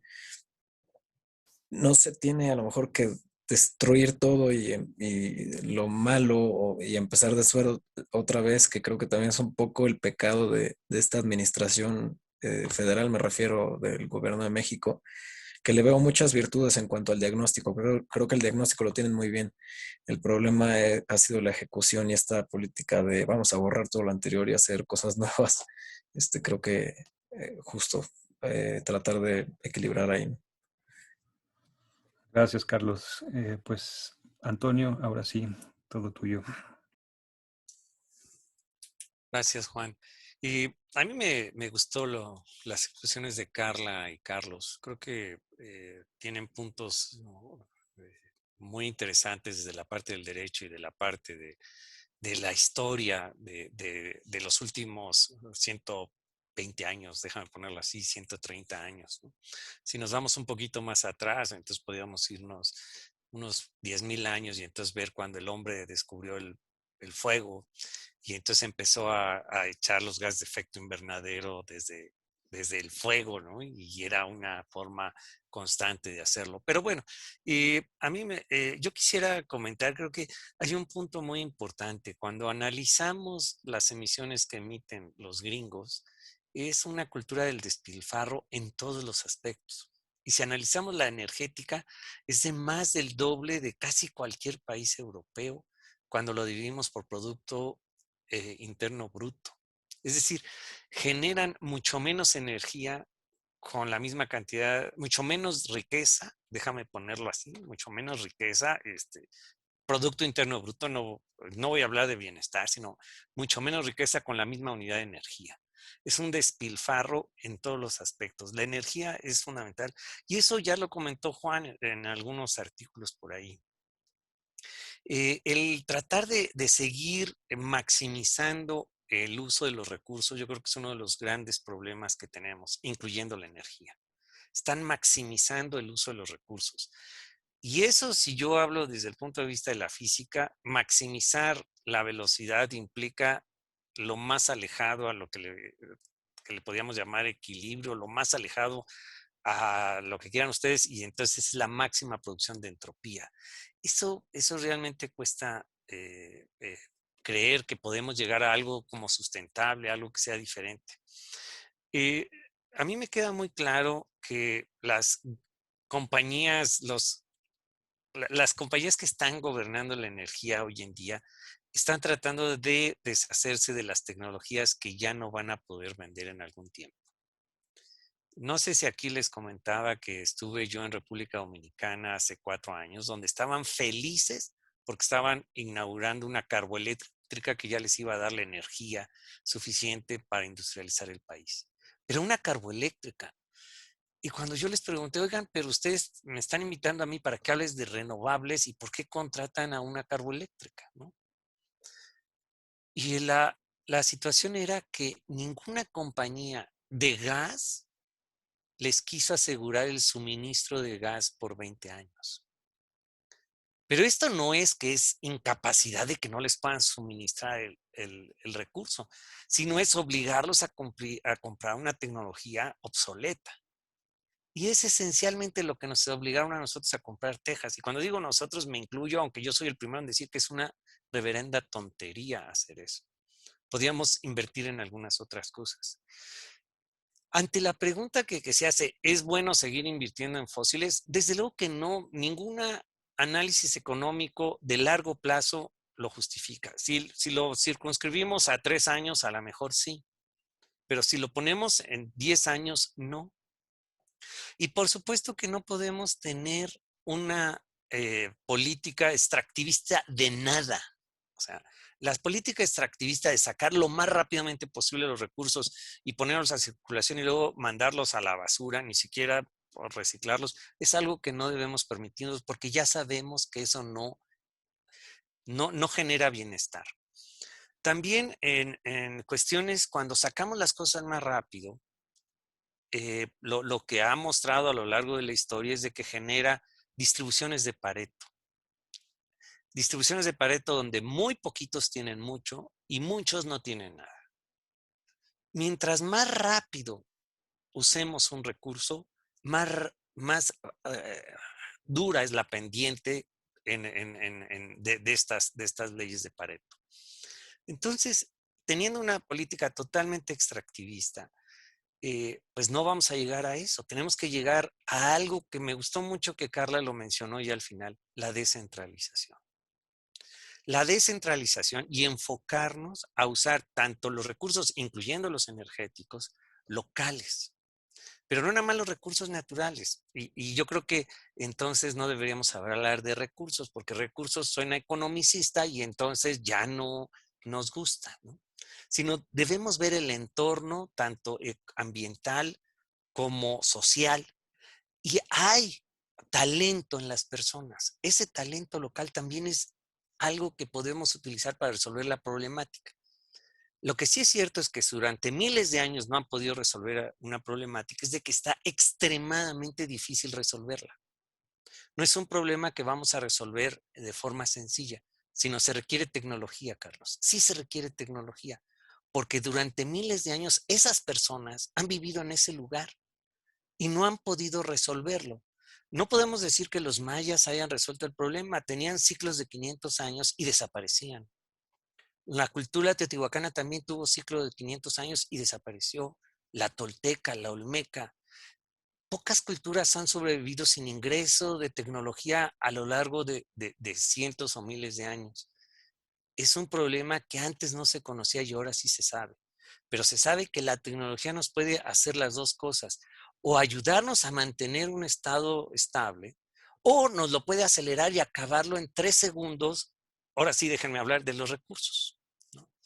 Entonces, me da mucho gusto este tipo de cosas, la descentralización. Déjenme hablar algo. A mí me gustaría también hablar algo como de que las renovables, y no estoy hablando de política extractivista de baterías, sino las renovables como un cóctel de diferentes fuentes, da la posibilidad de democratizar la energía, en el sentido donde puede fortalecer a la sociedad civil para dar el derecho a tener energía a la gente que no ha tenido el derecho. Pero esto es algo mucho más complejo que analizar una estructura que sí, el capitalismo nos ha fregado y estamos viviendo algo fregado, pero tenemos que buscar las formas alternativas y las formas tienen que darle poder a la gente. Y si la gente tiene energía, podrá generar productos o servicios de valor de intercambio. Ya no quiero hablar de valor agregado, sino valor de intercambio porque es lo que hacemos nosotros. Entonces, me da mucho gusto ver esta perspectiva de Carla y esta parte del derecho de Carlos. Muchas gracias. Gracias, Antonio. Fue una gran aportación. Siempre un gusto escucharte y tenerte acá porque, pues bueno, tienes toda la experiencia del mundo en temas de energía. Y pues bueno, como no hay manitas levantadas, yo aprovecho para replicar. ¿Quieres participar ahora, Carla, o me dejas hacer ahí unos apuntes? Gracias. Es que a raíz de todo lo que han estado comentando me han venido a la cabeza datos que creo que son muy ilustrativos de esos puntos justamente que ustedes mismos han traído a la mesa. Ahora que Sara preguntaba pues si hay salvación y que somos la especie predominante, de alguna manera refiriéndonos a nuestra supremacía como especie, o sea, se me hace bien irónico porque precisamente estamos en el pico de la evolución como especie y un dato es que en los últimos 30 años se han emitido todos los gases de efecto invernadero causantes del cambio climático. O sea, empezamos a salirnos de la norma con la primera revolución industrial en el siglo XIX, pero aún así nada había sido tan grave como los últimos 30 años, que son precisamente los años que tenemos varios de los que estamos aquí, a grandes rasgos, haciendo un promedio, ¿no? O sea, desde que nacimos y todo el estilo de vida que conocemos es precisamente lo que ha jodido más en términos ecológicos a este planeta, ¿no? Entonces, de alguna manera es reflexionar sobre cómo justo el mundo que vemos hoy y justo las actividades que nosotros realizamos, pues son pues una inversión de la balanza en términos ecológicos y geológicos. Otro dato bien interesante que hoy se publicó mi reportaje de las bicicletas en Chilango y por ahí si lo leen, los invito, pueden ver Ah, no, no es cierto, no puse el cálculo. Una declaración de Arely Carreón, una de las fundadoras de Bicitecas y superactivista por la movilidad, guerrera de todas las batallas en esta ciudad. Me decía, ¿sabes que en la Ciudad de México se venden más coches que niños que nacen?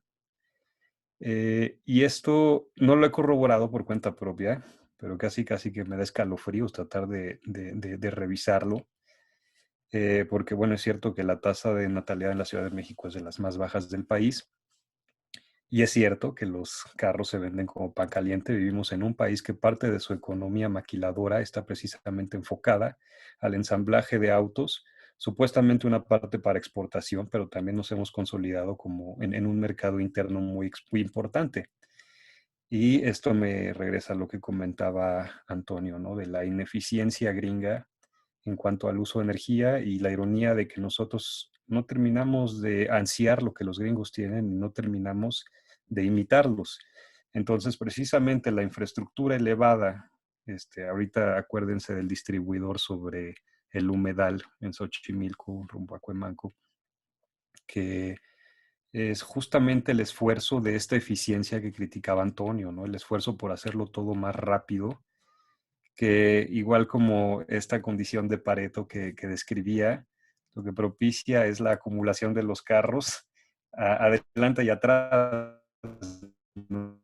Se mueve del lugar cuello de botella y no terminas realmente mejorando la movilidad, sino pues, o sea, nos tiene que meter ahí una dinámica de crítica de la velocidad que tiene muchos símiles en cuanto a acción ambiental. Por ejemplo, hablar del agua, cómo corre en la ciudad. El problema es que tenemos mucha agua rápida. Este es un diagnóstico que hacía otro investigador de la UNAM. Y nos falta agua lenta. O sea, necesitamos que el agua sea ineficiente. Necesitamos, si se fijan cómo funciona un humedal, se encharca, balsa, una parte se infiltra, otra parte se va para el bioma, otra parte la absorben los árboles, otra parte la consumen los animales. Perdón, otro dato que justamente de movilidad, ¿no? Que 60 millones de pesos es lo que costaba es lo que está costando el paso elevado del distribuidor sobre Xochimilco, que es muy controversial por el daño al humedal. Perdón, es que estoy equivocado sobre el número, no son 60, pero es algo así como 60 o 600. No recuerdo ahí el cero, una gran diferencia. Seguramente son como 600 porque 60 en estos tiempos no alcanza para gran cosa. El punto es que 600 es la misma cantidad de dinero que se requiere para construir son como 300 kilómetros más o menos de ciclovías o 400 que se necesitan en la ciudad para tener una infraestructura más o menos de calidad de la del Paseo de la Reforma, para poder garantizar que toda persona en esta ciudad pueda andar en bicicleta o tenga infraestructura peatonal saludable, ¿no? O sea, con apenas una migaja de la infraestructura que le metemos a mover carros, podríamos estar moviendo personas dignamente y con una energía autónoma, que además de evitarnos fósiles, pues les motivaría salud y bienestar y calidad de vida, ¿no? Porque bueno, quien haya pedaleado y andado en bicicleta un poquito sabe un poquito de qué hablo. Pero bueno, estos son los datos. ¿Quién tenía por ahí levantada la mano? Perdón, que me perdí. Pues iba a hablar Carla, ¿no? Ah, es verdad, estoy loco. Adelante, Carla.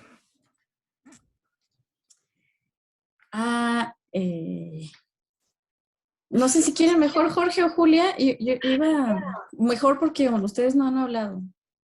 Y ya al final. Y había por ahí un comentario, Juan Pablo. Es verdad. Sí, leo el comentario de Héctor.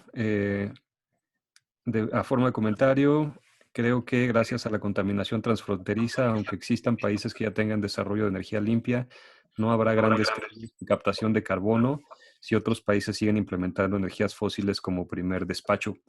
Y bueno, ahí habrá que revisar el comentario del concepto de contaminación transfronteriza, que en residuos sólidos creo que es bastante más claro, pero luego en otro tipo de contaminación es bien difícil de manejar y creo que está conectado con lo que comentaba Carla, ¿no? La externalización de la matriz industrial contaminante a países como China, que siempre ha sido mi duda con China. ¿Qué tanto puedes culpar a los chinos de su consumo cuando es infinitamente más bajo que del de Norteamérica o incluso de Europa? La cosa es que son 1.200 o 1.400 millones de chinos, ¿no? Pero ni siquiera de su consumo. Ahí aprovecho para, o sea, en realidad son distintas mediciones, entiendo. O sea, el tema del consumo en cuanto a bienes ya procesados y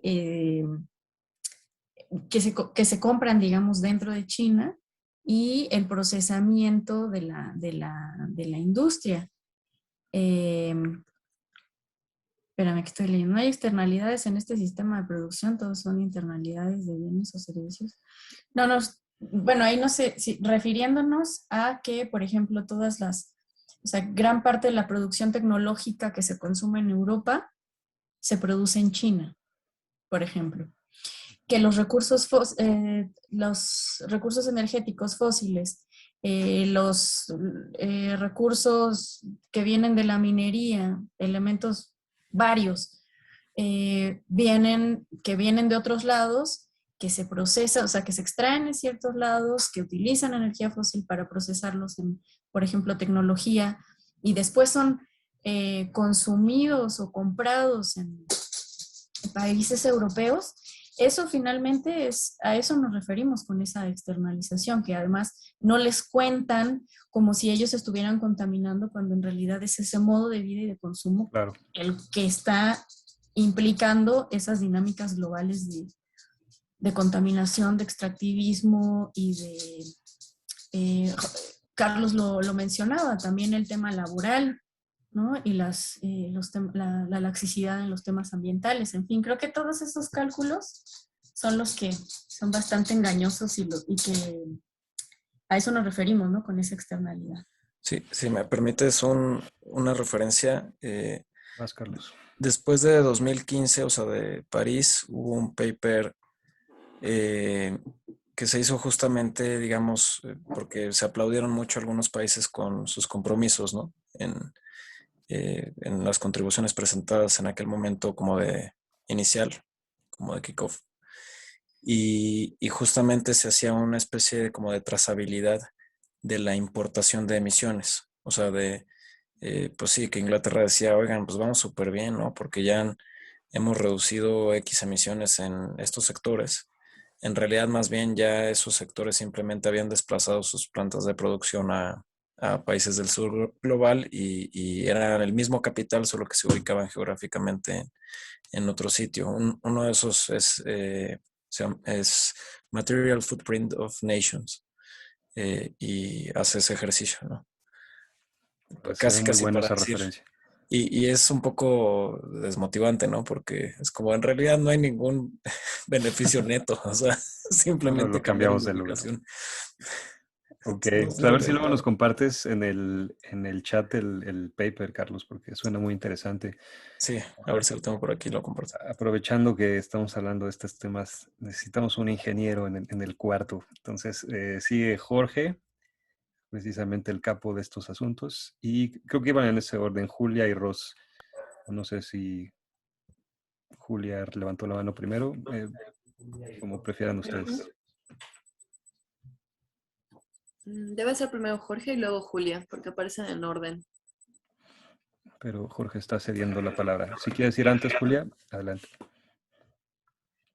Gracias. Hola y perdón por conectarme tarde, así que espero que lo que voy a decir no sea algo que ya hayan comentado, pero cuando hablaba Antonio de este asunto de las energías renovables como una forma de democratizar la energía, me acordaba de uno de las sesiones de tragos en donde hablaban de la transición justo energética, pero de una manera justa.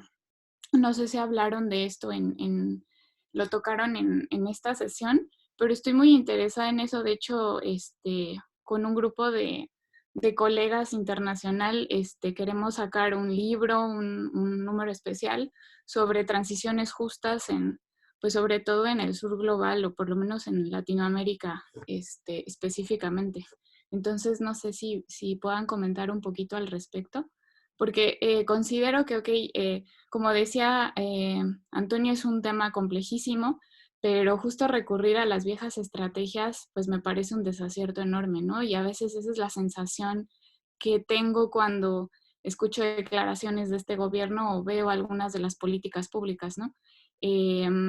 Digamos que se pone mucha atención y se sesga hacia una parte del desarrollo si pensamos en sostenibilidad o en un desarrollo más inclusivo, y se deja de ver otras cosas, ¿no? Justo en esta visión como de resolver rápido algunas necesidades, creo que las implicaciones a largo plazo pues son bastante fuertes y no siempre se tiene esta visión, ¿no? Gracias, Julia, y gracias siempre por acompañarnos. Tú que estás en un uso horario que implica un sacrificio mucho mayor, se agradece el doble. Ahora sí ando en México, pero gracias. Qué bueno, porque siempre me angustia. Así que ya son No las te 4 de la mañana en Luxemburgo, ¿dónde estás? Pero bueno, súper comentario nada más. Antes de pasar la palabra a Jorge, dejo en el chat la bibliografía de un libro sobre democracia energética, que toca bastante lo de justicia por ahí. Y creo que también es un campo medio emergente, entonces a ver si más gente aquí propone materiales, porque de pronto no hay tanto. Jorge, adelante. Sí, gracias. Buenas noches a todas. Asumiré que me van a regañar si no se escucha bien. Mientras continúo iniciando igual que Julia, me disculpo por si llegué un poco tarde hoy, así que espero no repetir muchas cosas. Quisiera partir de que me agrada que Carlos, de hecho, puso sobre la mesa un poquito de números que muchas veces hacen falta en estas discusiones o pláticas acerca de los combustibles fósiles. No tienen idea el número de veces que he leído y escuchado supuestamente de expertos en energía. Hay un profesor, creo que de la Universidad de Querétaro, que pues, se pone a dar como si fueran clases de matemáticas de primaria, y que él jura que las refinerías tienen una rentabilidad impresionante y un margen enorme, y es como de, creo que no sabe cómo funcionan los sistemas energéticos, pero ojalá mucha gente, y mucha gente cree esta retórica, mucha gente jura que sí tiene todo el sentido del mundo esta analogía del jugo de naranja y las naranjas, ¿no? Entonces, sí es importante tener esos números. Y nada más como rápido, para poner un poquito en contraste, ¿qué pasa cuando se tiene una rentabilidad de 14, 15, 16% en inversiones que pueden ser para energías renovables y que pueden ser hechas por la gente, para la gente? Eso es algo que se ha visto, sobre todo en los últimos quizás 5 años o 6, que es que, y mucha gente está atrasada en esto, incluso expertas en el tema de energía mismo, la situación, la ecuación económica ya cambió. Y esa parte es bien importante, y creo que eso pone de cabeza un poquito la pregunta inicial. Porque básicamente es como si partiéramos que fuera de cierta forma más barato, como si fuera mejor el quemar combustibles fósiles, y por eso es que los países en vías de desarrollo deberían de poder seguir haciéndolo. Y bueno, partiendo de ahí, hay dos cosas que quiero comentar que creo que agregan, pero insisto, quizás me faltó porque me perdí el inicio de la plática, pero número uno, no sé si alguien ha tenido oportunidad de ver este estudio reciente o análisis reciente de Hamburgo, que dice que 1.7 grados es lo más bajo que ven como plausible, o sea que es como no solo físicamente posible o económicamente posible, sino que además es posible dadas las digamos, como restricciones sociales y toma en cuenta varios factores. No sé si alguien ha tenido oportunidad de verlo, pero eso es por un lado y contrasta con, por ejemplo, un análisis más de feasibility, que se enfoca nada más en lo tecnológico y económico y no en lo social, que sacó, por ejemplo, IRENA, no IRENA, la Agencia Internacional de Energía, que para 2050 se podría llegar a cero neto y sin mantenerse entonces debajo de 1.5 grados centígrados. Entonces contrasta aquí que básicamente lo que nos dicen es que lo social, de hecho, nos alenta más. Lo social lo hace más complicado. Muchas de nosotras podemos tener una visión de que pues tenemos que cambiar el sistema económico, tenemos que cambiar cómo están las reglas del juego, tenemos que cambiar muchas cosas en nuestro estilo de vida, pero nosotras llevamos un proceso a lo mejor de 10, 20, 30 años con esto. La lógica que predomina todavía alrededor del mundo sigue siendo, hay que seguir creciendo económicamente, hay que consumir más, quiero más, y la gente así vive. Entonces, alguien, creo que mismo Juan era quien mencionaba esto de esta libertad económica. El problema es que a veces ni siquiera es nada más una cuestión económica. De hecho, yo diría que si se siguiera la lógica de mercado, estaríamos consumiendo muchos menos combustibles fósiles y estaríamos apostando mucho menos por ejemplo, autos, como mencionabas, o sea, con muchísima menos inversión, podría satisfacer las necesidades de muchas más personas en cuanto a movilidad. Sería mejor para el ambiente, sería mejor para cuestiones de distribución y equidad social y sería más barato para todas. O sea, eso es básicamente lo que viene demostrando Holanda desde hace décadas. Es mucho más barato invertir en infraestructura ciclista y te ahorras muchas, entre comillas, externalidades, ya sea costos de salud, ya sea bla, bla, bla, bla, bla, bla, contaminación, te lo ahorras al invertir en infraestructura ciclista. De hecho, tienen un cálculo más o menos así. Por cada kilómetro que se avanza en bicicleta se ganan 2 euros, por cada kilómetro que se avanza en carro se pierde 1. Esa diferencia de 3 euros es enorme. Entonces, si se siguiera una lógica de mercado hasta cierto punto, iríamos mejor. Pero de todas maneras, lo que quisiera comentar es, en todos los análisis que yo he hecho, básicamente de juego en simuladores, de sistemas energéticos, sistemas climáticos, no hay manera, con fuerzas puramente de mercado, de llegar a 1.5 grados centígrados. ¿Qué quiere decir esto y qué implicaciones tiene para la pregunta que tenemos hoy enfrente? Bueno, para esta sesión. Básicamente va a tener que forzarse y dejar ciertos combustibles fósiles debajo de la tierra, más allá de lo que cualquier lógica económica de libre mercado podría lograr si queremos mantenerlos debajo de 1.5 grados centígrados. Y entonces, bajo esa cuestión, es de quiénes son los que tienen que hacer forzar ese cambio o hacer esas leyes que básicamente marquen un fin seco, tajante al uso de combustibles fósiles. Y ahí es donde creo, ok, sí, ciertos países del norte global deberían de tomar el liderazgo y deberían de hacerlo antes, si es que va a costarles. El problema es que hay muchas cosas que nos van a salir gratis, que nos van a beneficiar, que no estamos haciendo hoy. Ese es el problema y esa es la dicotomía que creo que es donde se vuelve peligroso. El pensar que nos sale más caro transitar hacia energías renovables y que debemos de seguir invirtiendo en combustibles fósiles es gravísimo, porque estamos tirando dinero a la basura. Lo que dice Carlos de que es muy rentable el petróleo, la verdad es que parece rentable, pero al mediano o largo plazo no lo va a hacer. Incluso la exploración y la producción de los campos petroleros no va a ser rentable. Va a colapsar el precio del petróleo tarde o temprano. Tiene que, si queremos sobrevivir. Entonces, por eso, de hecho, y hablando de los fondos públicos de cierta forma, en Noruega dejaron ya de invertir en exploración y producción desde hace más de 2 años, si mal no recuerdo. Y aquí en México apenas lo están proponiendo. Me pareció horrible y nefasto. O sea, cuando Noruega ya entendió que tiene que sacar ese penfund de exploración y producción específicamente, en México apenas se está proponiendo empezar a hacerlo. Y es como que toda la lógica económica va al revés, porque se está volviendo una inversión de alto riesgo, porque se está volviendo una inversión que se va a perder. Tenemos que tener eso en cuenta. Entonces, de cierta forma, lo que yo agrego y que quiero traer a la mesa está ese nuevo reporte que nos dice, lo social, de hecho, es lo que más nos está alentando y frenando hasta cierto punto. Tenemos que cambiar muchas mentalidades, filosofías, culturas casi, para alejarnos de esta lógica de crecimiento y desarrollo como se viene desde hace más de un siglo.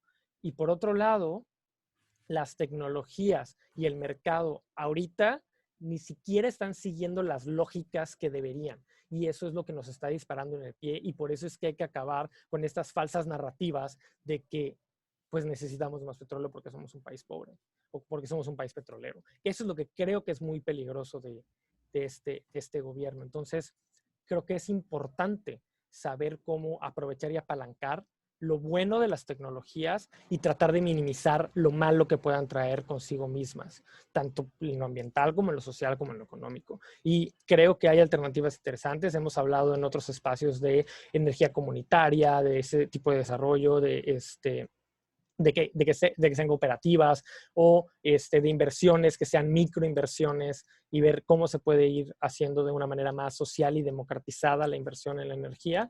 Creo que por ahí puede ir mucho más. Y también la construcción de ciudades, que para mí va súper de la mano con la energía. Cómo podemos construir ciudades hechas para las personas y no para los autos y los motores en general, el transporte motorizado. Entonces, creo que ahí hay mucho y pues no quiero alargarme más, pero espero que les sirva, y les paso por ahí el link que decía que querían más referencias de cosas. Gracias, Jorge. De lujo tu intervención. Me asustaste un poquito cuando dijiste que el liberalismo económico resolvería la crisis o alguna cosa así medio Milton Friedmaniana.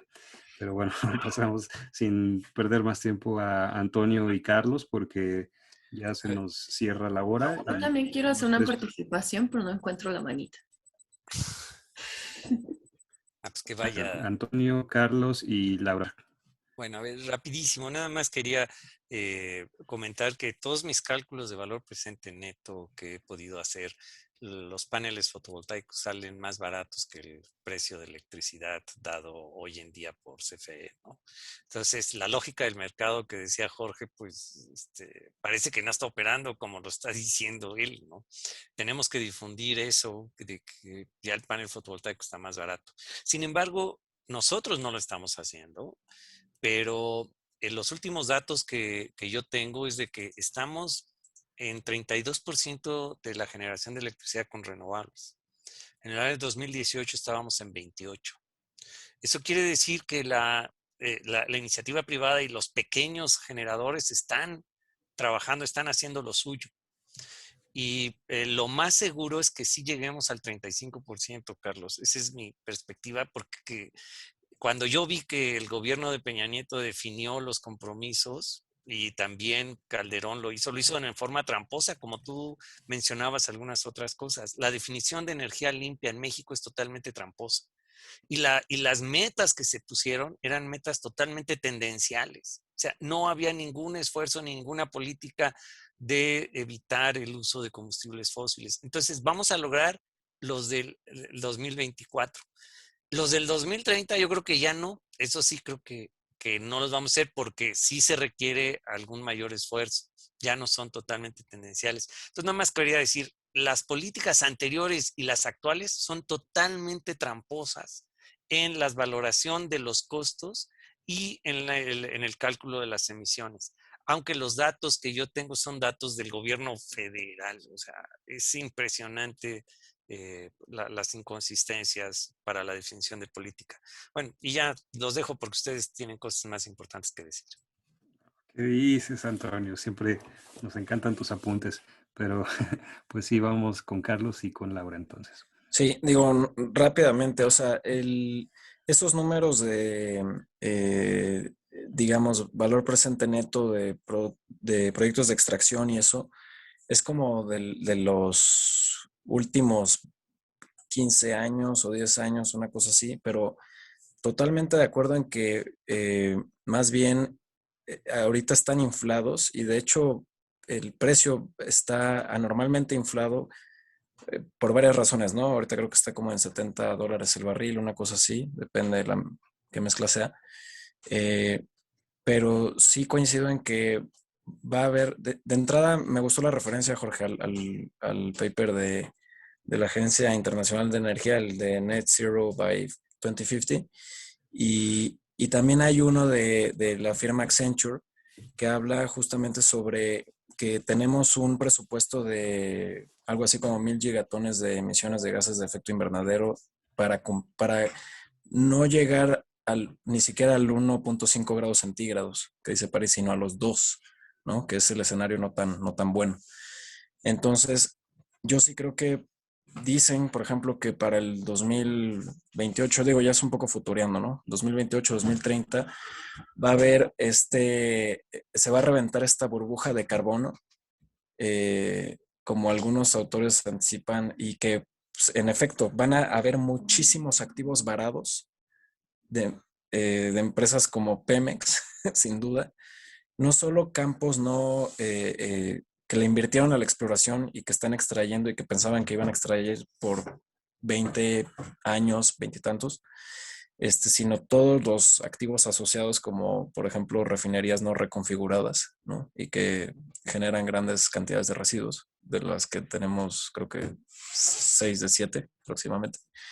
Entonces, o sea, sí, digo, nada más para que no se entendiera como que yo pensaba que se iban a mantener ahí los precios, ¿no? Pero coincido totalmente, y excelentes comentarios. Gracias, Carlos. Creo que todos estos comentarios me están dando ganas de que hagamos una sesión de economía propiamente, porque esta es donde el pase del mago hace que de la nada una cosa tenga valor y otra ya no. Y a mí me rebasa, ¿no? Entonces lo vamos planeando. Memo, digo Laura. Perdón. No, creo que, bueno, de hecho sí va un poquito en sentido de lo de la economía. Y lástima que no se nos unió una chica que conozco, que justamente ella está a favor de la transición hacia renovables, pero al mismo tiempo está a favor de la compra de lo de Deer Park. Y me interesaba mucho que estuviera acá porque justo ella pertenece como a un grupo muy particular que a veces me sorprende, que es como mucho más conservador en el proceso del desarrollo y al mismo tiempo está en contra de López Obrador, ¿no? Entonces, de repente resultó que hay un grupo que cree en esta economía tradicional de la de antes, que muy internamente está a favor de López Obrador, que fue la compra de esta refinería. Y me llama mucho la atención porque el discurso de ahí se basa en que estas ganancias o estas pocas ganancias que habría darían como justo este empujón económico que se necesita para hacer la transición y la compra de todo lo que se requiere para renovables, ¿no?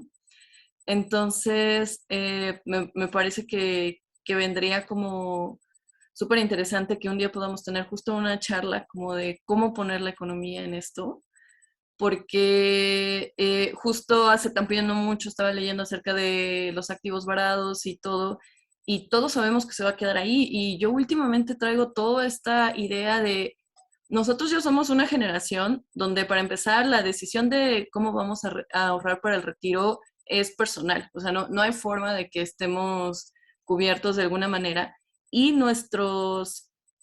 o sea, bueno, ya después de que ahorita estoy en mi proceso de no sé qué elegir ni nada, te das cuenta de que no hay dónde invertir tu dinero, que no sean grupos que están detrás de actividades extractivistas y también de hidrocarburos. Entonces, sea como sea, sabemos que a nosotros nos va a ir mal en nuestro retiro, nada más por el mero hecho de que no hay ninguna otra opción que no esté invirtiendo en otras cosas, ¿no?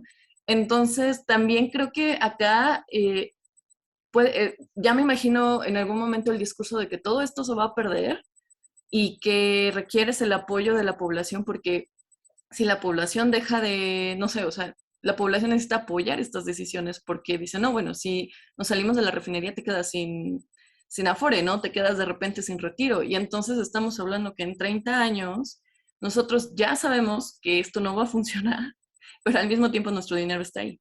Entonces, creo que sí me encantaría justo que hiciéramos un día algo más como enfocado en esta parte de la economía, como también.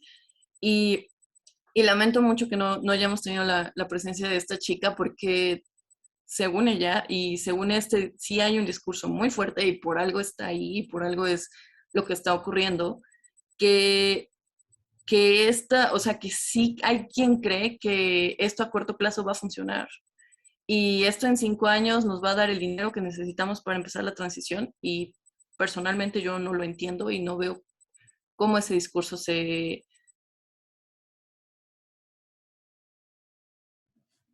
Dicen acá, tiene que ser una transición justa, que bueno, pues ya baterías y todo esto ya nos dejan otra charla.